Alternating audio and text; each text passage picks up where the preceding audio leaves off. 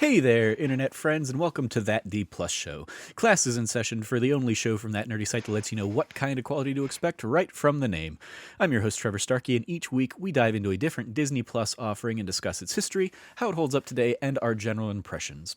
This show is made possible entirely by the support of our patrons over at patreon.com/thatnerdysite, so if you like the show and you can support us over there, we would definitely appreciate it, but if you can't, no big deal. The fact that you're listening is awesome, and of course, we would like it if you like, subscribe, rate, review, share the podcast with your friends, all that stuff.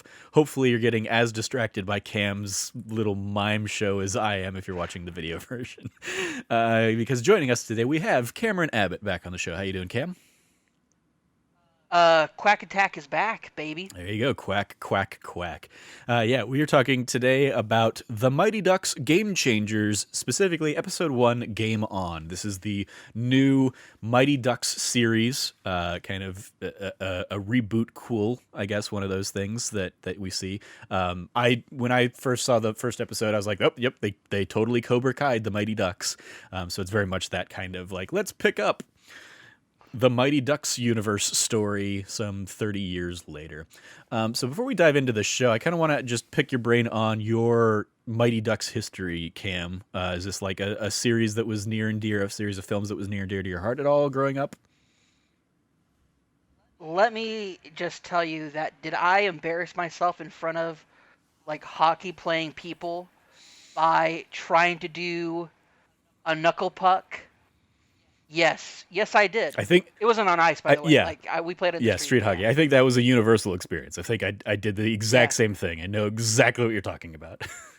Ask me, why would you do that? It doesn't work with the surface of anything. I was like, it worked for. Hey, if it worked for Keenan in the what are they called? The Goodwill the Goodwill Winter Games.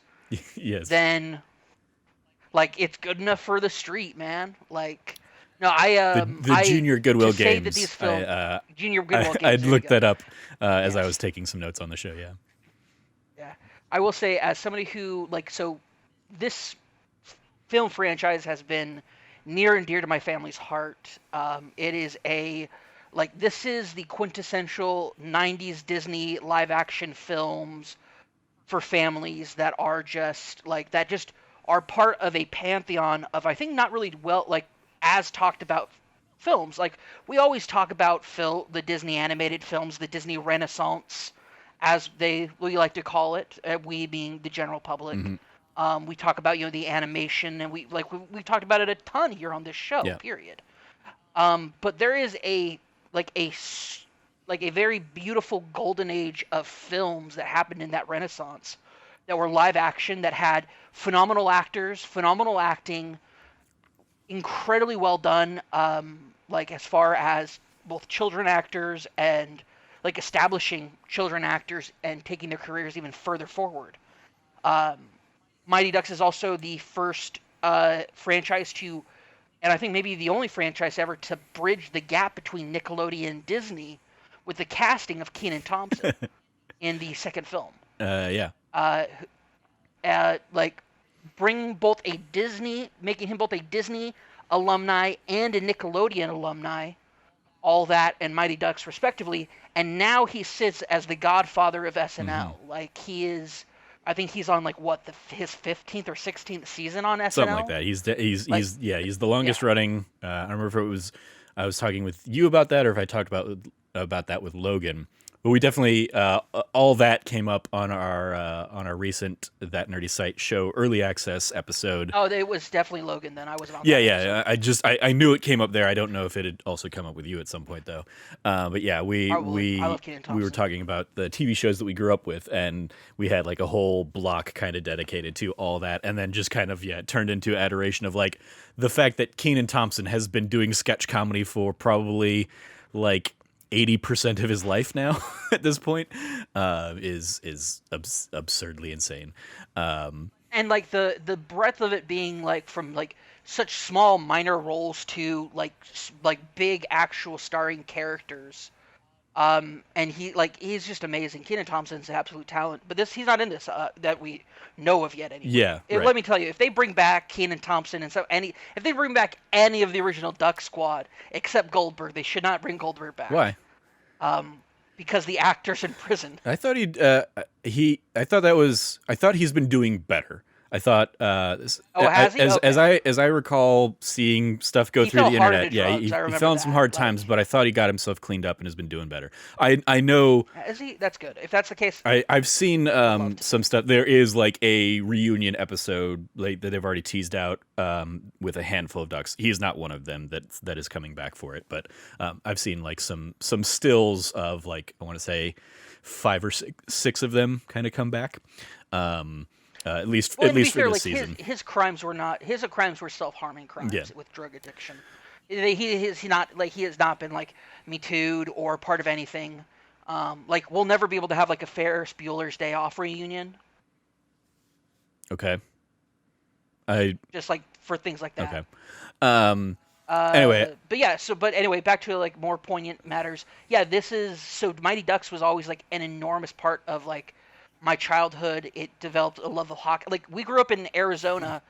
The Phoenix Coyotes, now the Arizona Coyotes, I guess, were not the greatest team, and to my knowledge, have never been. But no.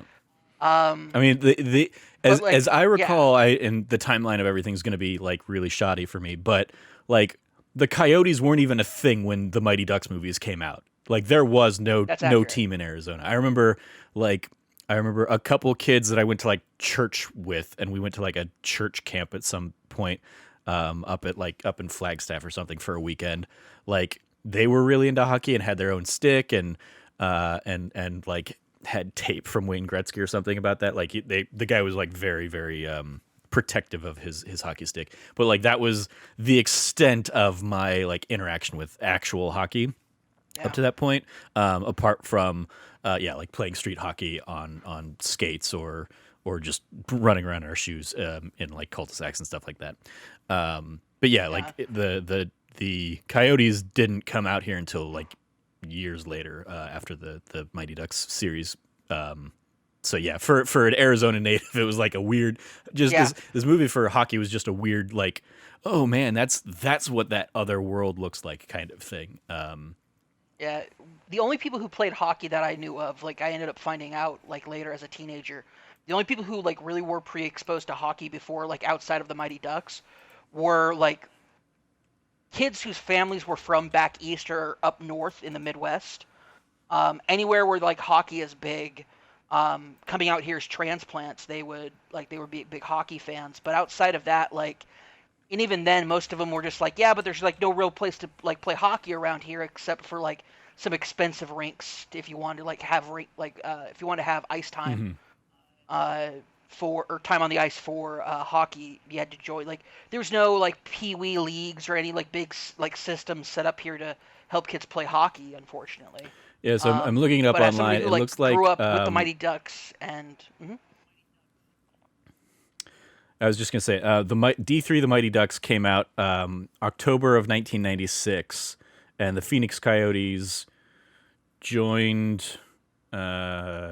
They joined in '96 is basically when they moved here from the Winnipeg Jets, whatever time that was. So like right around the time of basically the end of the Mighty Ducks trilogy is when hockey was finally coming to Arizona, just in terms of the chronology of things. So for growing up, like I only ever knew it when it came to hockey, professional hockey. My mom's from Long Island, so that means I've inherited teams from New York. There's only been a few exceptions, and even then I've since sworn all loyalty to New York sports teams. I don't have a single sports team outside of New York that I follow and am a fan of anymore. Like, I've learned my lesson. I know to stay true to the motherland. That is, Long Island and the greater New York area, including some parts of Jersey where New York stadiums are built. So like I grew up being an Islanders fan, and my mom grew up being an Islanders fan. My mom actually grew up from the old Barn Stadium that is no longer there. They've demolished it, and then they've put something new there. But for years, like for since the inception of the Islanders, they played at the old Barn Stadium in on Long Island in Nassau. My mom's from Nassau County. She's from like my mom literally grew up a mile away from the stadium. Like literally like around the corner down the street for about a mile, and that's where like my mom grew up. So in Uniondale, my mom was just like that was where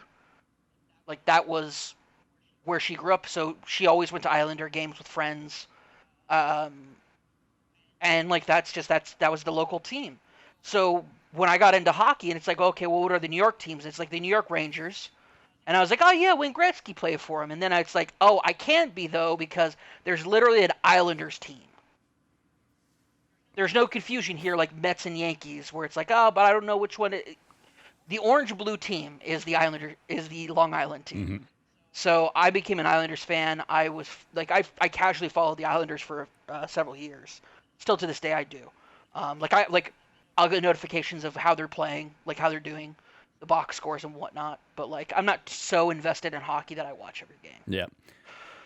So Yeah, it's like I've never been into hockey. We've talked about that a little bit on the one of the That Nerdy Site show episodes. That like weirdly I've seen I think more Coyotes games than you have, because I went with a friend or something. Without a doubt. But like I've maybe seen two. I just never watch. Period. So it's definitely never been like my kind of thing. But I'm a sucker for these kinds of sports stories with a heart of gold. And it was weird. So Ever since they got rid of goons, the sport's not as fun, man. Fine.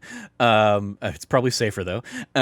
In addition to watching these episodes, watching this episode, I also sat down last night and rewatched the first movie.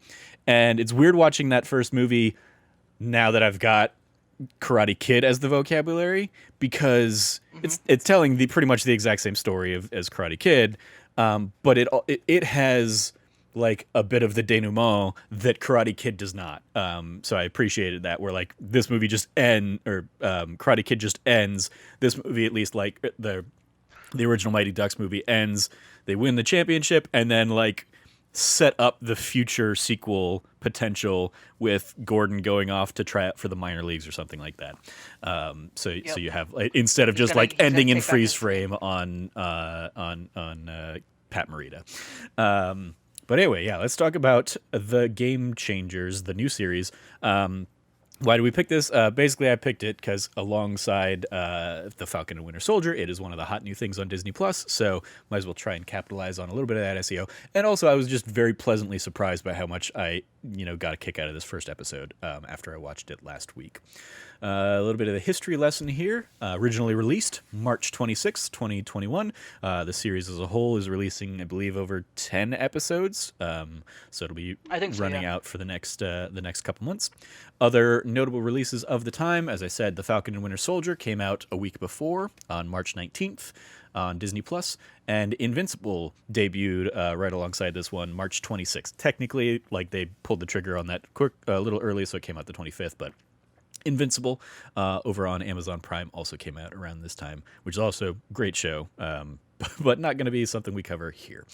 Runtime, this episode ran about 40 minutes, and in the Disney Plus timeline of things, this aired in between, or this season launched in between The Falcon and Winter Soldier, again March 19th, and Big Shot is the next original programming coming to Disney Plus April 16th, which appears to be I looked at like the synopsis. It's a show like based on a pitch idea from like Brad Garrett or something like that. So I think he's heavily involved. But anyway, the roll call. Who's who? Director is James Griffiths, who has directed a handful of projects dating all the way back to 2004, including I've made mention of this show a couple times, I think, but one episode of Gallivant, because I just got a kick out of Gallivant. I think it came up in the Luck of the Irish episode I did with Logan, because Timothy Amundsen was in that show. And then this just caught my eye, because obviously he's directing the pilot episode here of this series, but the last 5 projects he's worked on he has directed the pilot episodes of those things, including Blackish, which he would go on to do 4 episodes total. Wow. The Mayor, Nice. Wrecked, and a Million Little Things, and Stumptown. So, like, yeah, James Griffith here, just kind of out there setting the tone for a lot of these projects he's worked on. It's a For Blackish, especially Blackish, yeah. is it is an insightful show that for a show kind of billed as we're a cool family show that's about like a family that's black but like upper class, and so we're Blackish, and it's about those ideas of race and culture. And then you watch it and you watch clips from it and it gets real intense. Yeah. Really intense. I definitely I watched like the first maybe half season of Blackish back when it came out because I really liked Larry Wilmore, who was doing stuff at on Comedy Central at the time as well. And he's the person I more associate with that show in terms of like a creative force behind it compared to this guy. And admittedly, this guy only directed 4 episodes total, but one of them was that pilot episode. So, the writers here, we have Stephen Brill and Josh Goldsmith and Kathy Yuspa. Stephen Brill worked on the original Mighty Ducks trilogy, as well as Heavyweights, Ready to Rumble, and Little Nicky. He came back for this. And so what you're telling me is that he has done nothing but hit things out of the park. I don't know if I'd say Ready to Rumble was an out of the park hit. And also, if you were a fan of I WCW, hate Little Nicky, but it was. I'm sure. Okay. But yeah, no, it was Ready to Rumble. It led us to god-awful, terrible. Yeah, it led us to a David Arquette championship reign. So sure, which should not have happened. That was the mistake. They did too much of a movie tie-in. They should have learned with RoboCop. Just have him be Sting's tag team partner. That's all you need. There you go. And as I said, Josh Goldsmith and Kathy Yuspa, a writing team there, who would. Previously, they'd worked on What Women Want. They worked on a handful of episodes of The King of Queens, the movie 13 Going on 30, and a handful of episodes of The Goldbergs. Starring, of course, we have Lauren Graham here as Alex Morrow, most notably from Gilmore Girls and Parenthood. The infamous single mother actor. Yeah. Like the single actor who defines white single motherhood. Lauren Graham, one of my biggest celebrity crushes. To this day. I appreciate if she asked, I would say yes, no matter what it is. There you go. If it's like, hey, never let my name come out of your mouth again, yes, ma'am, not a problem. I appreciate that they even kind of play with that a little bit in right when they have that scene where she's like spilling her cocoa, to the hot cocoa lady and she just pushes the button and we don't hear any of the actual backstory of what happened to the husband. I'll be curious to see if they actually dive into that or if it was just there it's out there in this show universe now. They don't need to waste time on it. They can just be a single mother for single mother's sake. There had to be a conversation with somebody about why the father wasn't involved. Yeah. We don't need to hear the conversation. We've heard it a million times before. Yeah. Men suck. Including in the Mighty Ducks universe, as I relearned, Charlie's dad, completely out of the picture, and so his mom's in there, which is like the archetype of the main young male lead. Yeah. I mean, will and always Karate be Kid, yeah. a father abandonment. Yeah. That is something that we got in the 90s that was carried over from the 80s. And that was it's a trope that we grew with, and they're playing right into it, and that's right into where Bombay's heart's gonna get. Yeah, I mean, even Bombay's dad died when he was young, and that's why Gordon Bombay doesn't have a father figure, or he saw the coach as a father figure in that first movie. Mm-hmm. You have Brady Noon here playing kind of our lead hero character of Evan Morrow, who was one of the children in Boardwalk Empire. So when I looked at his IMDb and saw he was in Boardwalk Empire, I was like, what was he, 2? He was an infant. And then he was also in the movie in 2019's Good Boys, which was I never saw it, but it was one of those it was all right. R-rated, but they're 12 years old or whatever kinds of movies. So it's it's funnier because it's kids saying all these things. Max, I think the best thing that came out of that was actually a trailer for it, which was basically Seth Rogen explaining that the children actors couldn't watch the final cut of the film. Yeah, sounds about right. Because they were too young. They're too young to watch the film that they starred in, Mm-hmm. which does play very well, and also a surprisingly like okayish movie. Like, and also like the kid who plays Evan in this does a really great job in that film. But I think that what he does here is like a next step up as far as his acting, like the caliber of acting that he's doing. He's definitely taken a step up for this show. Yeah.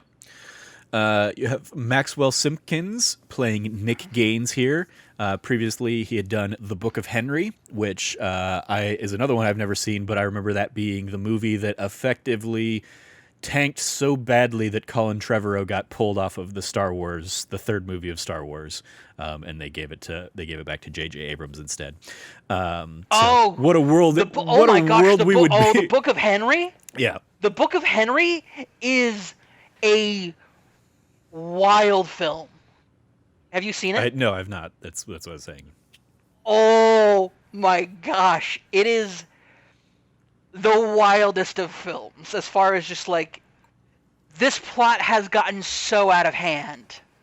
Like it has gotten so out of hand to an extraordinary level of I don't believe this. I'm watching it happen on screen, but the suspense of disbelief is just it's nowhere in sight. It packed it in 30 minutes ago in this film and said, "Listen, I'm not going to be here for the rest of it. Take care.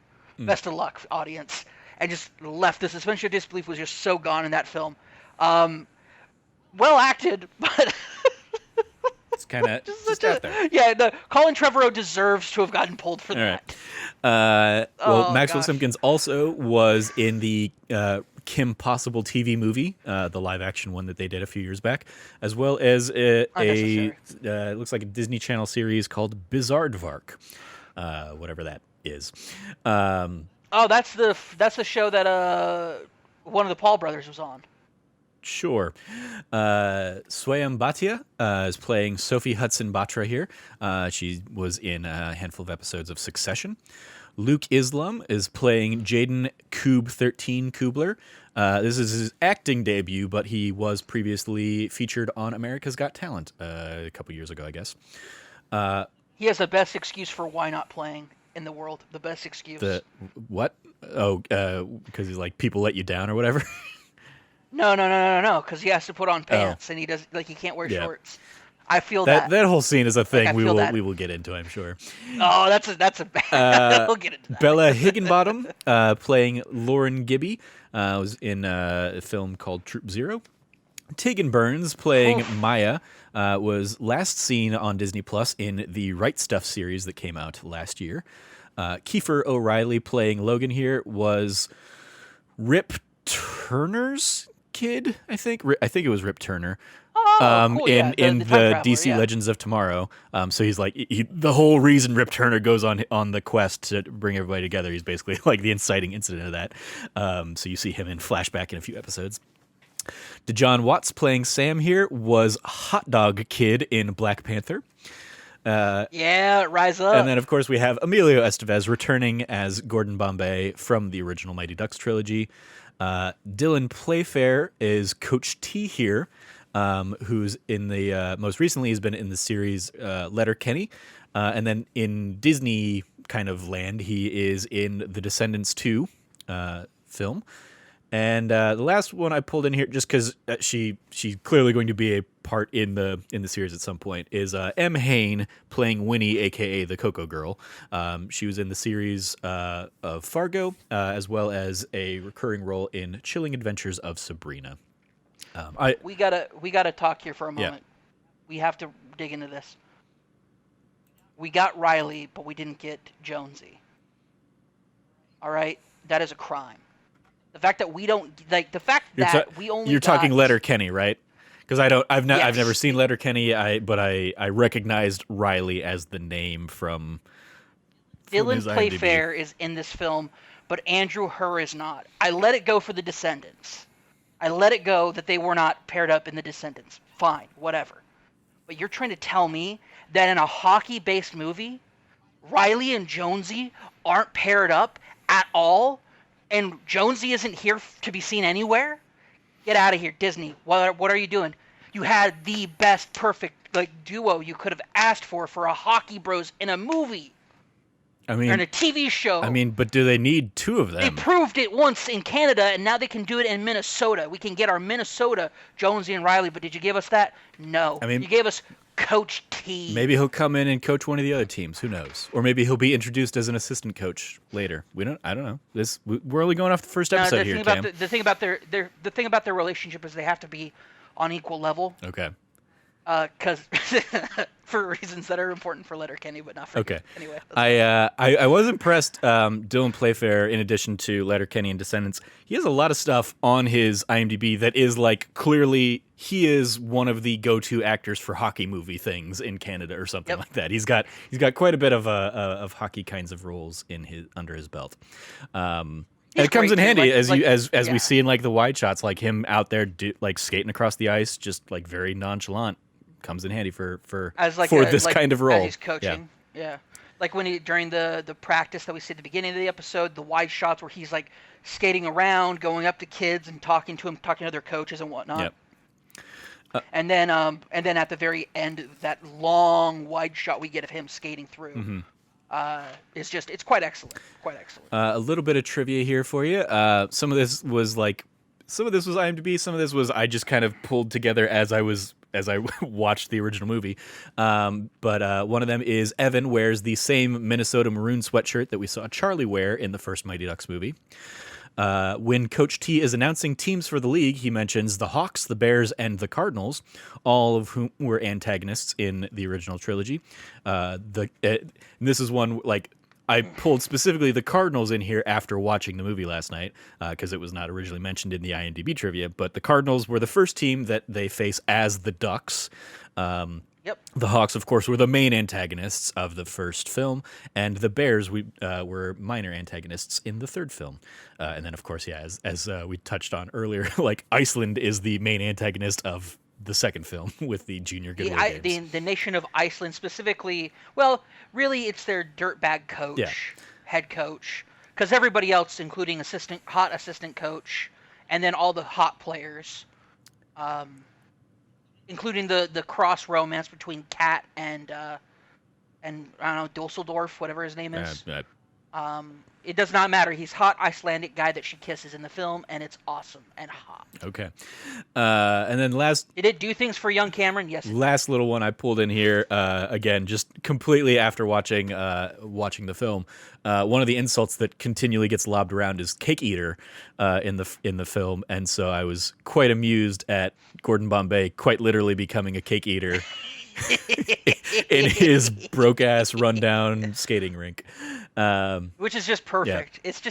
It reminds me a lot of, I remember a quote from Emilio Estevez when he's talking about his role. He said, I play much more of like a Hans-type role than like the Bombay character type role. And I was just like, what does that mean? And now seeing this, it's like if Bombay turned into Hans. That makes sense. Yeah, but like, because Hans had like the genial, like, I'm a nice Swedish man who's very kind and sweet. Bombay was never going to be able to turn into that. So his idea, like his version of that, is a crotchety old man who eats cake. Yeah.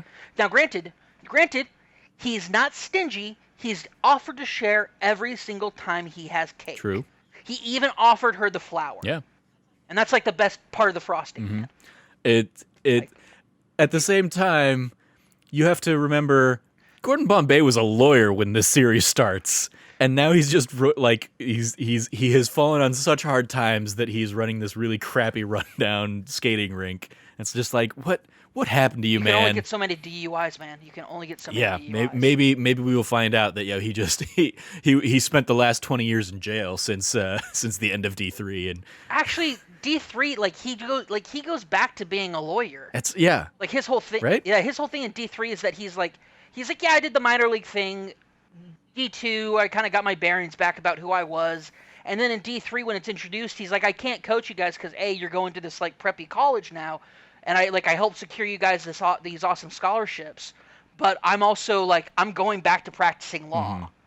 So where does that go? Like, where's the transition? Did he like retire from law And like, did he get bought out? Because sometimes law partners get bought out of stuff. But, I mean, so did he was get never bought out never a partner. At least in the first movie, he was never a partner. in the third film, he's not working for the same firm that he was working in the first. Yeah, film. Which is another tie-in, like, yeah. and so presumably, and I'm sure we'll find out more about this. Yes. But presumably, the mom is working for that law firm because the guy who who gives her like that work to do up front is credited as Dan Ducksworth, who I have in my notes presumably is the son of Gerald Ducksworth from the original film, who was Bombay's boss, the namesake awesome. of the Mighty Ducks. So yeah, like presumably it's all like tying together that I hope so. that it's going to be the same law firm somehow.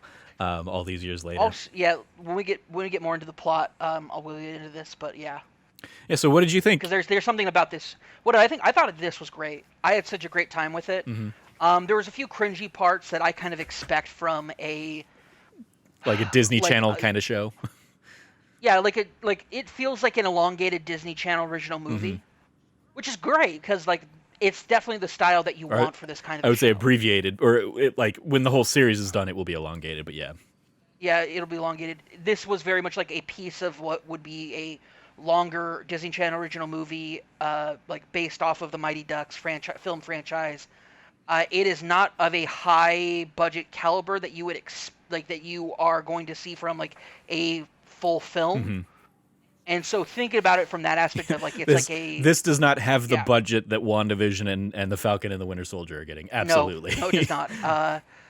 But it has, I think, the right budget for it, especially the Ice Palace. The Ice Palace feels old and broken down, but still really cherished and special in a really weird way. I really like it. The fact that it is I love it. I love the entire setup. Like, Bombay is introduced as this like hermit character who hates hockey now. Yeah. It's like it's great. He has a big no hockey sign, and he's like, what's that line he says? He goes, "If I could have had, I hate two things in life: hockey and kids." They don't make signs for that. And if they made a sign, they don't make signs like for that though. I know because I've checked. Like. Once, like, I'm curious, like, what is the story of Bombay, like, what happened, but also, Lauren Graham is phenomenal as this, like, really caring mom who's doing her best, but is totally out of her element in the hockey mom phenomena.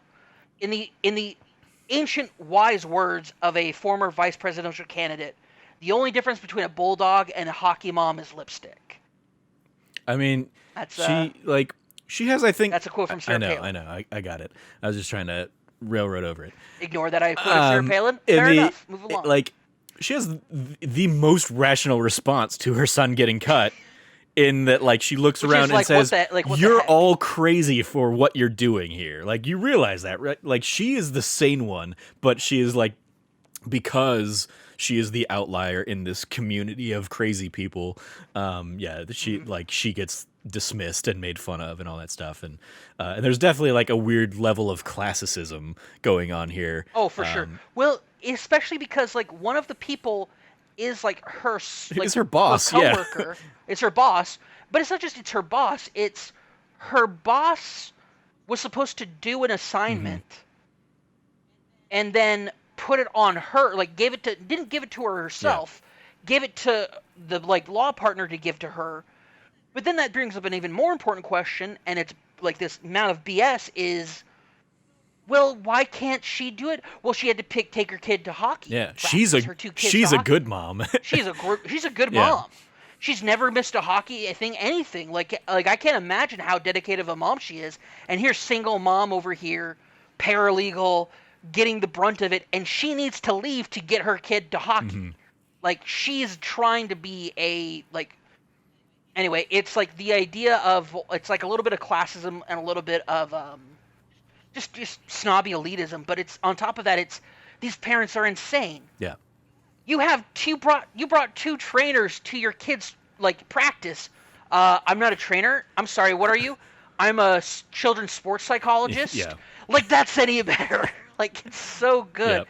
And like she nails it on. I love it when Evan goes to Coach T. He goes, "But Coach T, you said you can't measure heart." Yeah. That's just a thing I found on the internet. I'm phasing it out this That was one of my favorite lines from the gosh, episode. so yeah, that's like so good. There's this show is filled with these brilliant one-liners that are just sell the show so hard. Which makes the cringy moments worth getting through. Both speeches that they bookend the episode with, terrible, horrible speeches.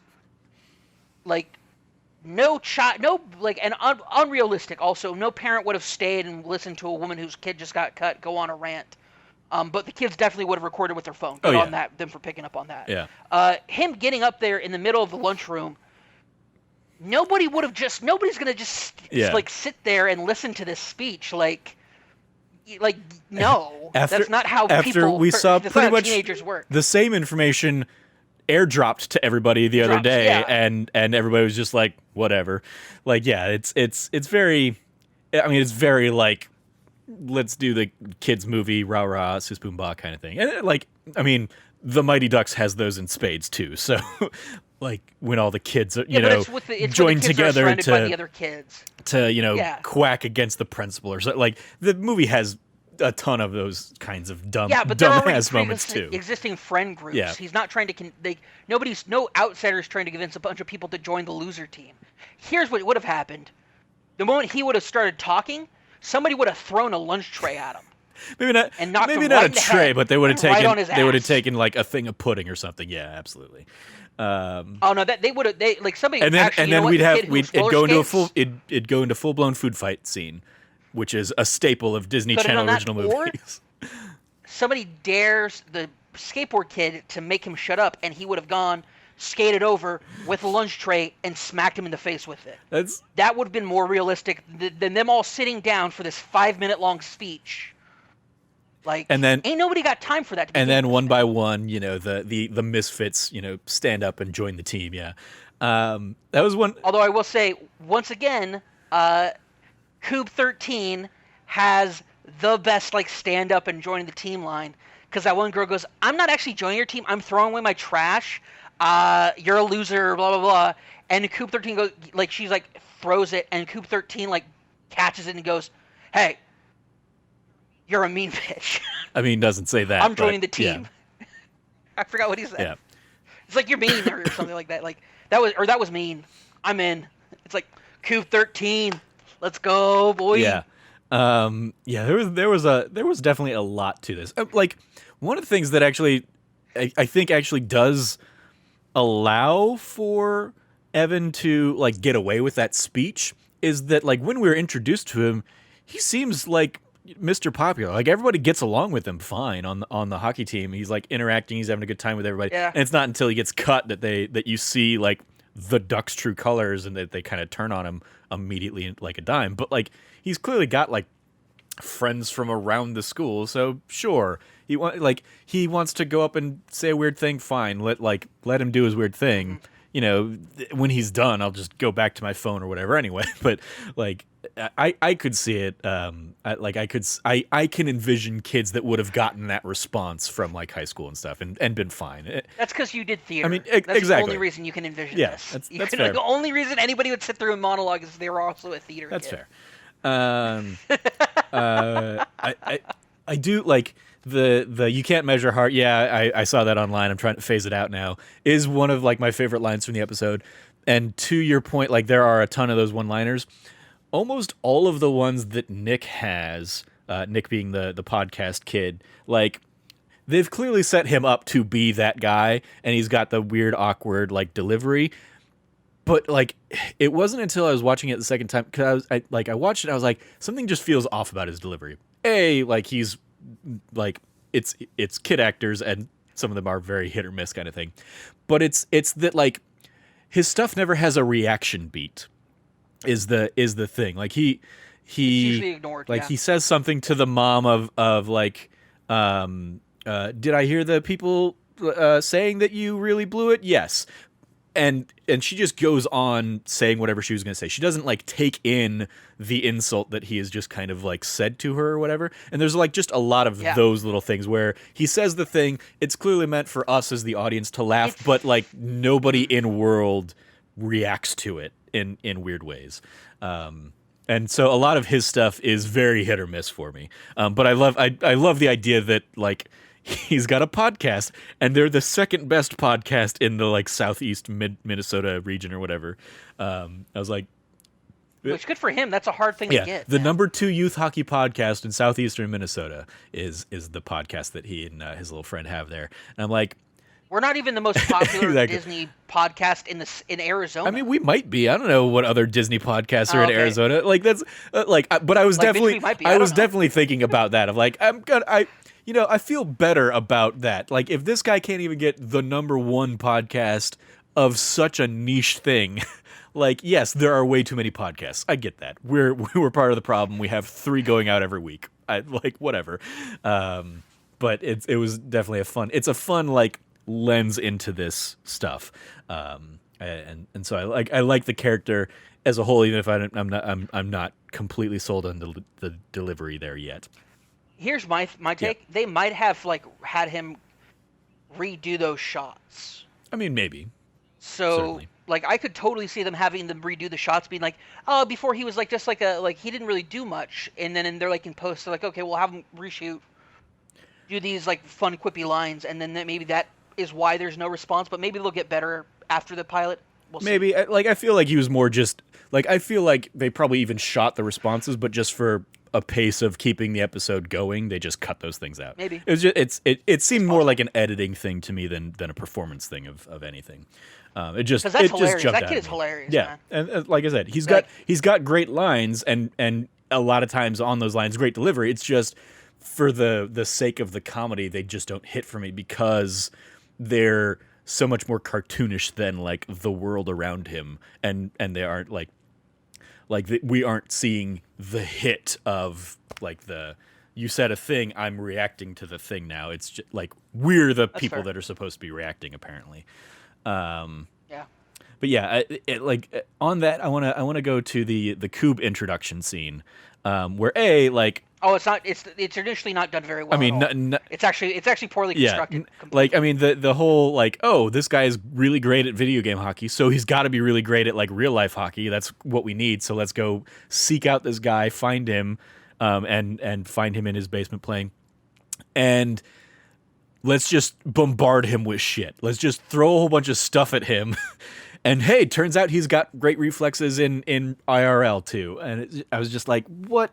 But throwing a hammer is a step too far. I was like, I mean, sure, I appreciate that. But yeah, it was just like such a weird thing. Like the fact that, but that's 12-year-old logic, man. That's like 12, 13-year-old But him logic. having this like reaction of like, wait, you mean like outside with real people? And they're like, yeah, like you'd be playing every day. You'd be playing with real people, and he's like, real people just let you down. I'm like, all right, settle down, 12-year-old kid. Like you've not dealt with the weight of the world to suddenly go. We don't know that. Super this is dark. a Mighty Ducks film. This is a Mighty Ducks show, dude. Like he could have like some serious trauma in his life. He also did the thing. Like one of the kids in the original Mighty Ducks film was homeless. Was Fulton homeless? Fulton was homeless. I mean, he's not in this movie. In the first movie, like it might be established later on that he's homeless, but it was not. It was not in the original. The skull and bones bandana dude in the first film. Yeah, no, it is not. It is not established that he was a homeless person. Like they made it very clear that either he was homeless or he lived in a very bad place because he always talked about how he never went home. I mean, he was like in a bad part of town. I think you're pulling from a later movie because he's like, even that's not like his arc in the first movie is he's big and scary, but he can't skate, so that's why he doesn't play hockey. And then they teach him how to skate, and then he plays hockey. And then he later becomes one part of the best named duos of all time, the Bash Brothers. Indeed, yep. And later on would go to become Daredevil's lawyer buddy. Yes, that is correct. Which a character who I've always enjoyed. I don't understand the hate Foggy gets. I don't get it. I mean, is it my Mighty Duck bias? Probably. He gets probably a lot of the same hate that the wife from Breaking Bad gets because. Like, he is the person trying to talk sense to the anti-hero that we're trying to, connect to. Anyway, but yeah, like, the Coog also does the thing that I hate anytime we ever see video games being played in that he's just pushing every goddamn button. He's pushing as many buttons as possible, and like not at all what's happening on the screen. He's just pushing every button. Doesn't like no rhyme or reason. I'm just like, you are a kid. You should know better. And if they directed you to do this, you should have pushed back and said, "Hey, that doesn't make sense. I should just be pushing the buttons that I'm pushing." And I was just, I got angry. I got so angry, and it's just so annoying that like we see it happen in this kind of context, like in commercials or whatever. Fine, whatever. I was about to say in those Collins College video game design program commercials, tighten up the graphics on level 5. I hate them so much. Gosh, we're so old. That's another thing this show did. It made me feel so. Oh old. yeah, I mean definitely. Any other big fun beats or characters or anything you want to dive into and tackle?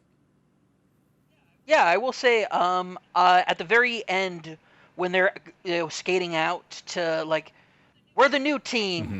Mm-hmm. Okay, skating out, and then it turns out Coach T was being like very brutal, but also very kind and honest to him at the beginning of the episode, where he goes, "Listen, you're just not big enough. Like you're not going to do well in this. Like," he goes, 12 to 14 is a big like.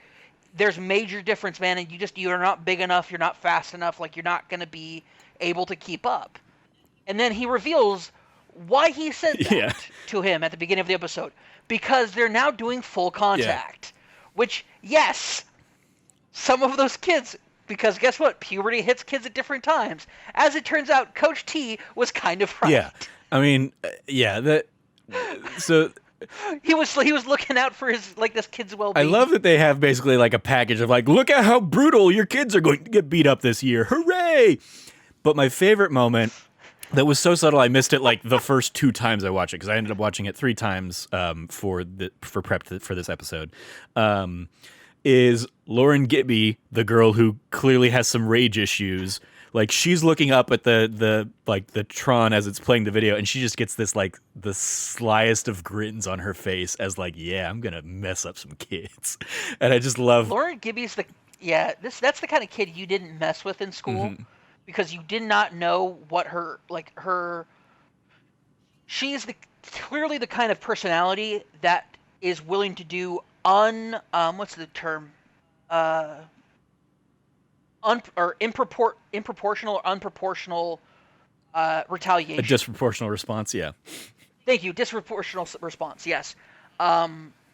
She is clearly somebody who, oh, I like shoved you, cool, oh, sorry, oh, she will like, sharpen pencils and like put them under your chair or something. She'll commit violence on you. She is the Eric Cartman to Scott Tenorman, would you say? 100% that kind of that. Well, I don't know. Scott. Are you familiar with the South Park Tenorman reference? Was creepy and weird. Yeah, I'm very familiar Scott with Tenorman put pubes in the chili, and so Cartman grinds up his parents and puts them in the chili and feeds his own parents to Scott Tenorman. No, he gives them pubes on a sandwich or something. Whatever it is, but like the response is Cartman kills parents and grinds them into chili. I kill your parents and grind them up into chili and makes you eat it. Yeah.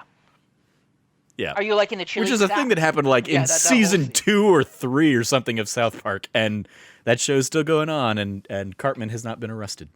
Anyway, they like. Also, have you seen the police in South Park? I mean, that's fair. I have to ask, because this was definitely something that like stood out to me as like, is that a thing? Is slicing grapes a thing that your parents ever did? So, I have seen people give their kids, like toddlers, sliced grapes. Okay. I guess or babies I would get, but yeah, it's more common that I've seen somebody taking biting off half of a grape and then giving the other half to their kid. I've seen that more often than prepared sliced grapes. Taking grape by grape and just. Most of the time I've seen people when they slice it though, they just take the grape, put it on the knife, and then slice it that way. But something tells me that she does do the. Yeah. Which, by the way, when he asked that question, he goes, "Do you still slice his grapes?" and she doesn't answer, and he goes, "Young man, does your mother still slice your grapes?" "Yes, sir." Well, she says you don't have to answer that. Yeah, like it was just such a weird like call out of a thing of like, how is that like the thing you would go to in this speech that you're making this about how overprotective she is? Like that's the thing that is prevalent enough He already hit the that sunscreen when he's overprotective working. parents Yeah. do. That we've jumped to sliced grapes. It was such a weird It's something- standout thing that I was just like, It's just something I'm you so do for babies. confused. It's something you do for That's just something I saw as like, oh, that's something you do for babies or toddlers, like young toddlers, like like anywhere from like 12 to like 36 months. You might do that with them when they're eating solid foods, but they will choke on a whole grape, so you give them like half a grape instead. Yeah. So him saying, does she give you like, does she still cut your grapes is, and here's the thing, that might be a Midwest thing more than anything. Sure, maybe. That could be totally like a Midwest, Minnesota thing. Like, oh, does your mom still cut your grapes? Like, that could be entirely that thing, or it could just be like a really weird coincidence that babies have that done as well. What do you think of the rest of the kids in the troop? So one of the things that jumped out at me real quick was they make a point of like, we need 6 players, and they end up getting 7. So, over delivering. But also 6 players seems like way too few players to field a hockey team. So obviously I think we'll get more. It's 6 positions. Is it? So, yeah. Is it like 6 positions. Yeah, because it's 12 players on the ice. Right. But 12 players on the ice, and so you only need 6? You only need 6? No, so they to field a team, you need 6 players. You're not going to have breaks, which is bad. Like, that's not a good idea. You need so you do need alternatives, but to register a team by the deadline, only needing 6, because you basically need to say who's going to be playing what position. Okay. I mean, it seemed like too few players for a sport to me, but it's like, here's the thing, it's way too few players for hockey, because the way hockey plays is at breakneck speed all the time. Like, hockey doesn't stop until a period ends, or or the ref stops the puck for like, stopping the puck is just not normally done, unless a goal's been made, or like, there's very unique circumstances where it's more soccer than football. Yeah. Exactly. Yeah. Exactly. Anyway, any thoughts on the other kids? We have Logan gets a little time to shine. We get Sam. We don't really get too much of Maya yet. I'm sure she'll get fleshed out a little bit more. She had a real late introduction. Yeah, like she's there when the kid goes up to like over very very lot of like white boy confidence on Nick, going up there and talking to the popular girls table or whatever. And we Nick see her knows there. He's a loser, and he just owns it, and I respect that about Nick. So she gets like, we get like a couple reaction shots of her not being happy in her place, and that kind of click there and her interest in it. Yeah. But yeah, we haven't really seen, we don't know her deal yet really. So yeah, we pretty much just get Sam the skater boy. We get Logan from Canada. We've already talked about great, because it's like the great establishment shot when he gets on the ice, and because he's decked out in full Toronto Maples gear, $900 skates, like the whole shebang, and he gets on the ice and he goes, "Oh, I should probably tell you guys, I suck." Yeah, it's like, yes, I thought, yes, finally, yes, I love it, because they do the hair flip thing in the wind when he's introduced. It's perfect. It's your perfect introduction to, is this your Banks character? Exactly. Is this your what I thought it was going to be. Special talent character? I thought, no. Especially given that I didn't remember the first movie as well as I thought I did.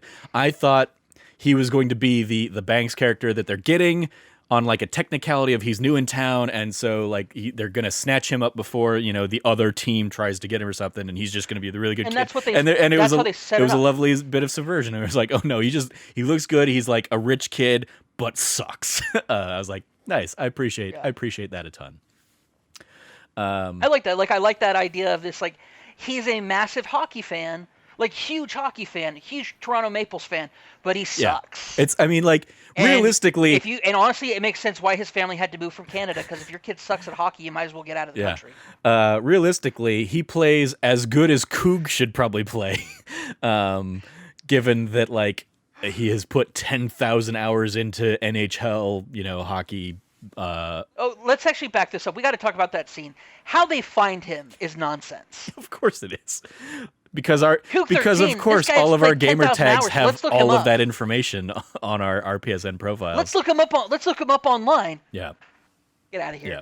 Get out of here. Like Oh, this kid does podcasts. He's not some sort of hacker. Oh, he doesn't he know just this stuff. happens to live near us. Cool. And then he does have that good line of like, why does it feel like we're about to go to the house from It? I was like, I was not expecting an It reference in a Disney Channel show, but okay. It works though. It plays well. Except say, man, it's like a setup for something. Then like, oh, the mom's just cool Never and just pays lets off. him go right down to the basement, and he's not like a. Listen, that It's mom not- it's found not a out creepy he murder might have, house. Coog might have friends. Yeah. He Please- might get out of the basement. please take out our to school. child. Please go down. Please take your child. Like here's the thing. I was active and out. Like I went out enough as a kid. Like that wasn't me, thank goodness. But geez, like it could have been. Yeah. It could have been either of us. But you and I were both pretty active in like different social spaces and clubs and stuff in high school. So Yeah. I definitely get the vibe that like Sam and Lauren are probably going to be like the Bash brothers of this show. Given that like Sam, obviously we've seen him like have no problem rushing into things and plowing into stuff. And then Lauren definitely seems to have like an inner rage demon that I think she's going to let out. So listen, she has one of the best introductions I love. So like I loved it so much. She's like, because I cosplay when I go to Magic the Gathering conventions. It's like, Crush. you just established the dorkiest character you possibly could have. And then later you introduce her as having, like, anger issues. First off, nailing the stereotype perfectly. And I gotta say, I love the idea of a small-framed little white girl releasing pent-up rage and just demolishing full-grown boys just on the ice. I love the idea of that. Let's see it happen. Let's make it she happen. does have her own nunchucks. So Okay. Evan's reaction to some things like the hammer's going too far, I have nunchucks, don't bring those. Yeah. Like playing the sane man to some of the craziness around him, love it. Love it. Yeah. It's so good. And obviously, I think we'll eventually see his friend Sophie join from the Ducks. I think that's I think so. being It's very clear seated that very she's- easily. yeah. So Well, she almost joined him. exactly. She was about to stand up and join then- him and up then- until her Also, peer pressure. the Ducks are just terrible at trash talk. Like the whole "don't bother, sir," don't you, or like "you don't bother, sir." That being like the insult they pulled from that is just like, that's no, guys. Brevity is the soul of wit. Like you should. They're 12. You dude. should have just said "don't bother." Like that's what you should. Like, oh, you're trying to talk to me? Don't bother. Like not, you don't bother, sir. You don't bother, sir. Like that being, I was just like, oh my god, you guys are so dumb. Like what is this? Trevor, they have not hit 13. But that's not. You and I both know That's not a that when them being dumb when thing. children That's a- turn into teenagers. That's a the writers when being children dumb turn- thing. Yes, but we both know that when 12-year-olds become 13-year-olds, the switch flips and they become the most vicious, vile pieces of garbage that ever walked this planet. There is nothing more horrifying than a group of 8th graders. Because they will just they're just nasty. They're nasty. They don't understand half the things they're saying. They're just saying it because they know it'll bother you. I mean, I Horrifying think children. you've stumbled into a John Mulaney bit. It's a John Mulaney bit that's 100% true. I know because I was one. When I went from 13 to 14, switch flipped back again. I was fine. Yeah. But when you're 13, it's like your terrible 2s and your tyrannical 3s. It's this age of growth where Never heard your that. communication skills. My mom came up with it because the problem with terrible 2s is kids can't communicate, so they struggle and get upset and throw tantrums because they can't communicate what they want. When they're 3, they learn that they can't get what they want, even though they can communicate for it. They're still denied it, and so it's them dealing with the rejection and no being more than just like a word to learn and more of a concept and like the concept of what you're allowed to do, what you're not allowed to do. You really learn when you're 3 years old.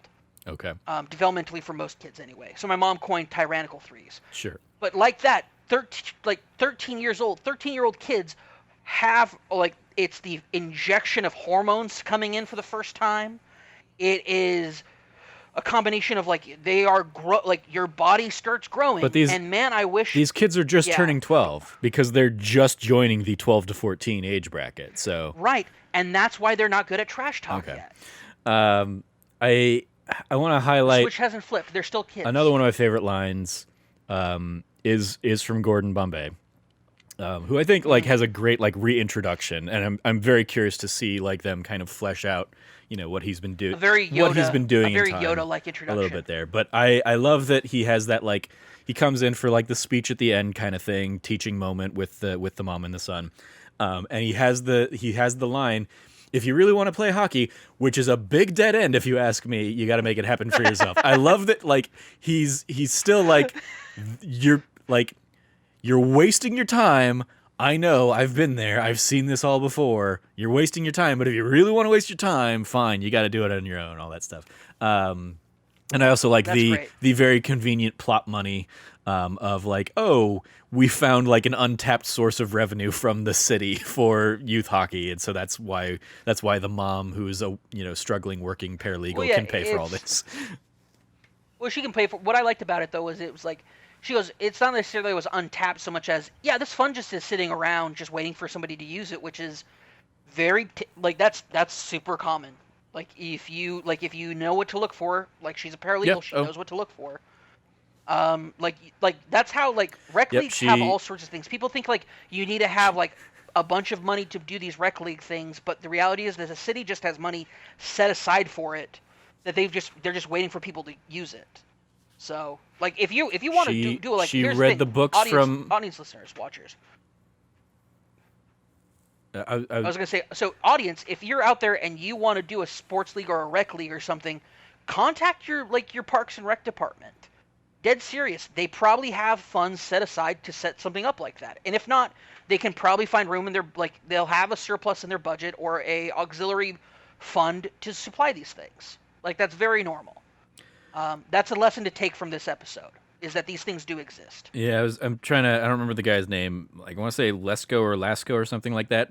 The guy that was on the late night TV commercials, it was like, here's how to find all this money in the government, and he always wore like exclamation points or question marks or whatever on his like.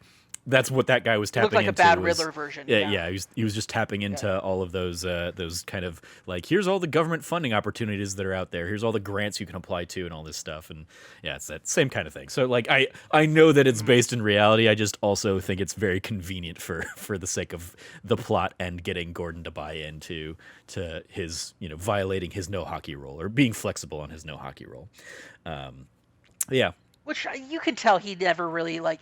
He says no hockey, but you can tell he's still like. Yeah, he clearly has resentment towards what has happened with the Ducks. So I look forward to seeing where that plays out. And obviously, like he hates what they have become because they have become the whole terrible like overinvested hockey parents, and it's no longer about having fun.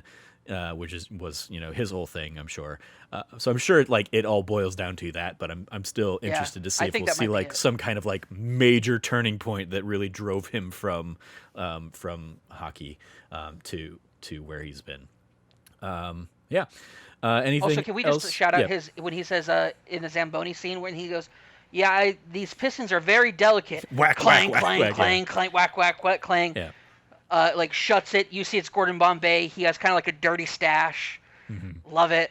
And he's like, also the like, oh, so you came here to tell me about your Whitney Houston routine that you did when you realize we've never met, right? Yes. She's like, oh, sorry, you're right. I'm Alex. She goes full Lorelai Gilmore. Exactly. Yeah, she goes full Lorelai Gilmore in that moment. Yeah. And he just goes, we'd have never met. And then he does like a layup to toss the wrench into the toolbox and then kicks the lid over and just walks away. And I'm like, Bombay, you still got it. And then the kid recognizes him immediately. He says, you're the Minnesota Miracle Man, which is a weird nickname to have. Indeed, especially for a minor league hockey player from the 90s. Like, you're really into hockey there, Evan, if you can pull that. Like, he's the original coach of the Mighty Ducks. True, yeah. So, like, that's his thing. I'm sure. Like, he's part of the legacy of the Mighty Ducks, and this kid clearly based his entire early personality on being a on member of the on the Mighty Ducks. He does have quite a bit of Ducks paraphernalia in his room.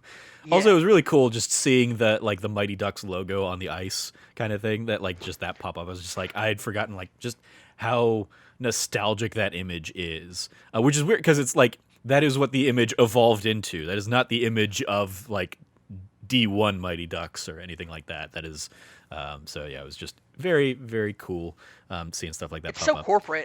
It's like a very corporatized version of the Mighty Ducks I mean, logo. yeah, absolutely. And it always looks more like Daffy Duck than like Donald to me, which is a weird thing. Like it definitely looks more like a Looney Tunes design than Well, yeah, but that's because the Mighty Ducks logo from D2 on is based off of the actual real life Ducks, the Anaheim Ducks. shoot, what are they? The Anaheim Yeah. Ducks, yeah. Yeah, Like it's their actual logo, so. yeah, Because I think Disney ended up buying that team, so. yeah. Anyway, lots of fun stuff in here. I also like I thought it was a very efficient little intro in that opening podcast sequence of here's the backstory. If you didn't watch the movies, here's they were a big deal in the '90s, but they used to quack. They're not that anymore. These guys are 10-time champion, world champions, or all that kind of stuff. I was like State champions, but yeah. yeah, or state champions, yeah. But yeah, I made the note here when when the girl is so dismissive of they used to quack. Oh my god. My little bullet point note is girl podcast host is oddly dismissive of the team that played in the Junior Goodwill Games and saved us from a war with Iceland or whatever. Because that's really how that was how I remembered D2.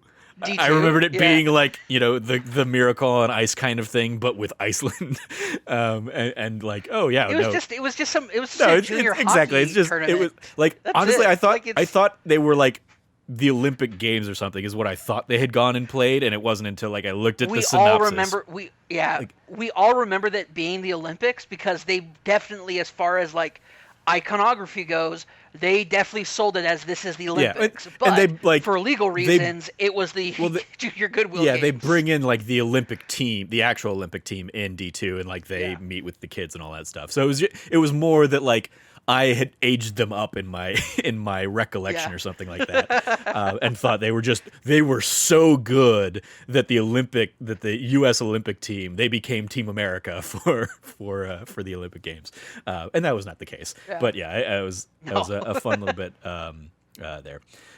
So yeah, I think we got a fun little series ahead of us. I look forward to seeing where it goes from here. Any final thoughts before we dive into the report card there, Cam?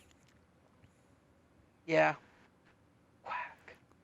Quack, Quack, quack, quack, quack. We're quack, probably very out of quack, sync, but quack, whatever. quack, quack, quack, quack, quack, quack, quack, quack, quack, quack, quack, quack, quack, quack, quack, quack, quack, quack, quack. All right. This would work. That would have worked way better if we were in person.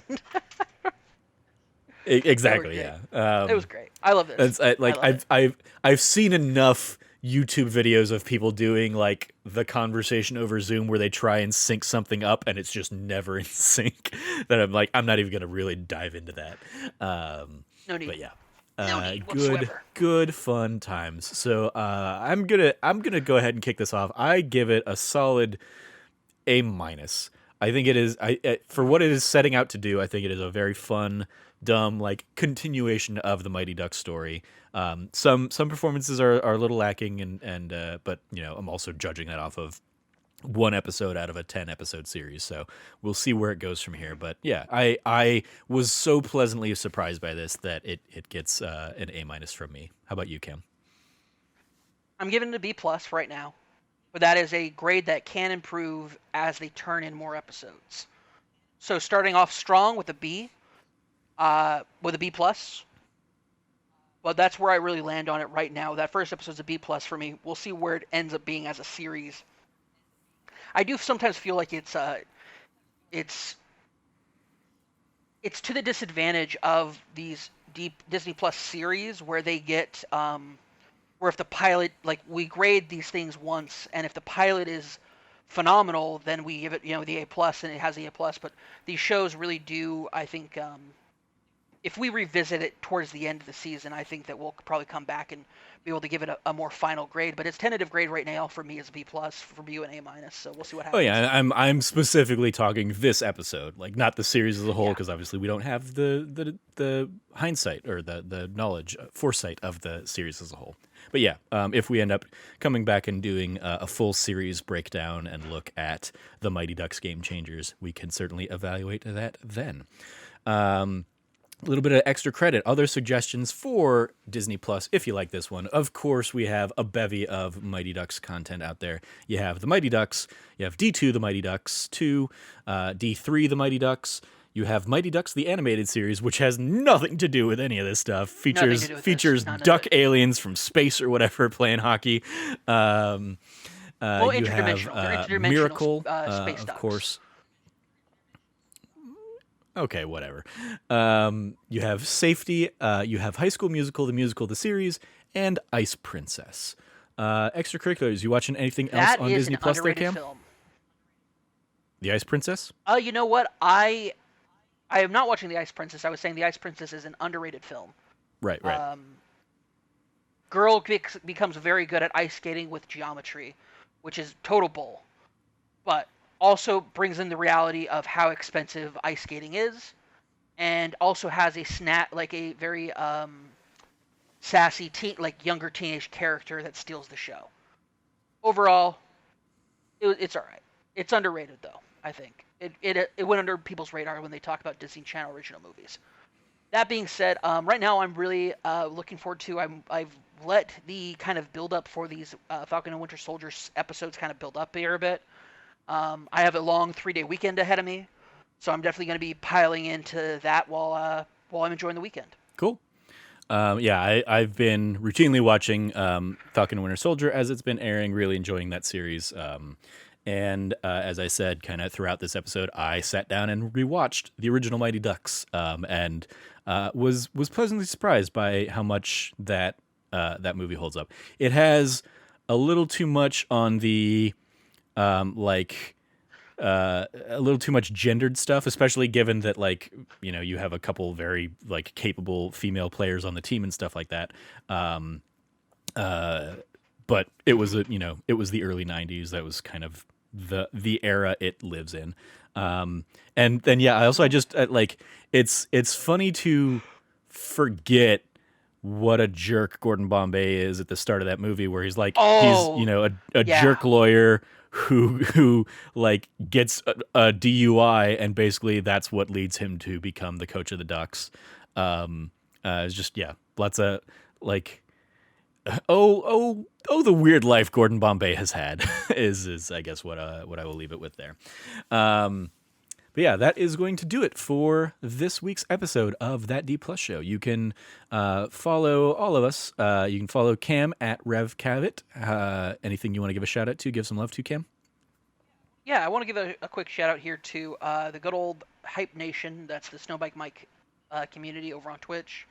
Last night they did a very fun new thing that Discord is doing called Stage, where essentially you can open up a panel or Q&A stage with a silenced audience that you can invite into the chat to ask questions. It was a really cool experience. I got to have a lot of fun with the guys there when they brought me on to ask a question. It's a really great time, but just introducing that feature, but also it was just a great celebration of some good friends. Watch the VOD if you can. Another big shout out also to Fee, who is a good friend of both of ours over with Point in Progress. Thank you, Point in Progress. Point in Progress, which is a new podcast that's opened up. They've started up with her and a bunch of other friends of ours who are just absolutely phenomenal people. Mario Rivera, who was on our WandaVision episode with us, is one of them. Yeah. So definitely check them out. She just had a big anniversary stream last night as well. I dropped in for that for a little bit. Just great. Right now is a great time for a lot of our friends out there who have been putting in a lot of work to get themselves to the level that they're at, and just overall a great celebration. Shout out to all the people that we love. The shout out's kind of a shout out to all the shout outs we've given for the last year since we started the show. Cool. Yeah, you can follow me at Trevor J. Starkey. I mean, I echo the shout outs to our myriad of friends out there doing awesome, cool stuff. And then also, I want to give a shout out, as I kind of alluded to at some point in this podcast, the That Nerdy Site show early access episode for March that is out there available now for any of our patrons at $1 and above. It was a real good conversation of Logan and I just kind of sitting down and really reminiscing down memory lane of like the TV shows that we grew up with. We're talking a lot of Boy Meets World. We talk all that. We talk Saved by the Bell, all sorts of stuff from the 90s, early aughts, basically. And it was just a fun, like, it was the kind of thing like I could feel the snowball turning into like rolling down the mountain, just getting bigger and bigger and bigger, because we would talk about a show and then it would just spark a memory of like 4 other shows that I had not thought about in many years, and it was a ton of fun. So check that out. It is available to any patron at $1 and above, or it will be available to everybody here at the end of April. So you can go check that out at your leisure.